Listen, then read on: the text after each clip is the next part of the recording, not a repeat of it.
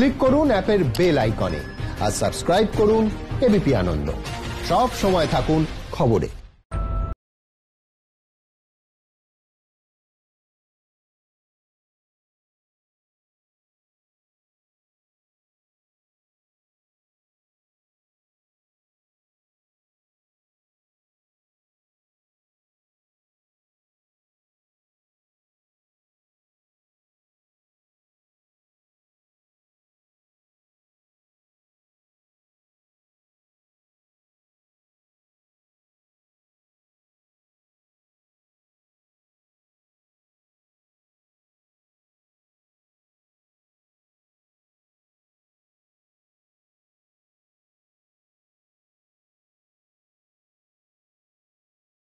প্রস্তুত ছিলাম, গেছিলাম, আমাদের কাছে যা হিসাব নথিপত্র চেয়েছিল আমরা দিয়েছি। আমাদের তো ছোট বাজেটের পুজো হয়, এতে রাজনীতি না মেশালেই আমার মনে হয় ভালো থাকবে।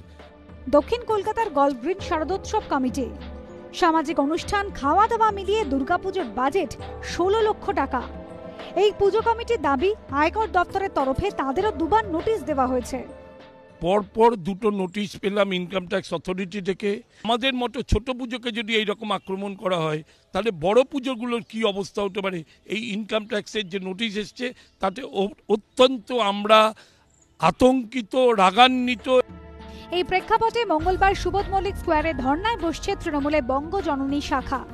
রবিবার টুইট করে মমতা বন্দ্যোপাধ্যায় লিখেছেন, আমরা পুজো কমিটির ওপর কর বসানোর প্রতিবাদ করছি এবং যাতে কোনো দুর্গাপুজো কমিটির ওপর কর চাপানো না হয় সেই দাবি জানাচ্ছে।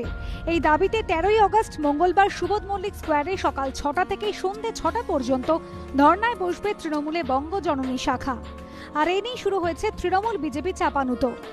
ইনকাম ট্যাক্স চিঠি পাঠানো মানে আমি দুর্গাপুজোয় সন্ধি পুজোর টাইমে প্রদীপ জ্বালানো না করে বসে হিসেব লিখবো যে আমার সন্ধি পুজো কত খরচ হলো। সবাইকে নিয়ে আনন্দ করার যে আমার অধিকার, তার উপরে এটাকে আমরা আঘাত মনে করছি। এটা নিয়েই মানুষকে সচেতন করব এবং আমরা পুজো কমিটির সঙ্গে আছি। তিনি ক্লাবগুলোকে টাকা দিচ্ছেন, তিনি পুজো কমিটিতে টাকা দিচ্ছেন। তাদের একটা ব্যালেন্স শিট তৈরি করতে হয়, অডিটেড হিসেব দিতে হয়, এটা দেশের নিয়ম। চিট ফান্ডের টাকা নিয়ে কিংবা ব্ল্যাক মানি দিয়ে আমি আমার পলিটিক্যাল এজেন্ডাকে চালাবো। ইনকাম ট্যাক্স এসে তাদের জিজ্ঞেস করবে, ভাই তোমরা টাকাটা কি করে পেলে বলো তো, কোত্থেকে পেলে, তাতেই ওনার রাগ হবে।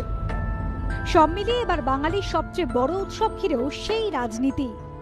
সঞ্চয় মিত্রের রিপোর্ট, এবিপি আনন্দ, কলকাতা।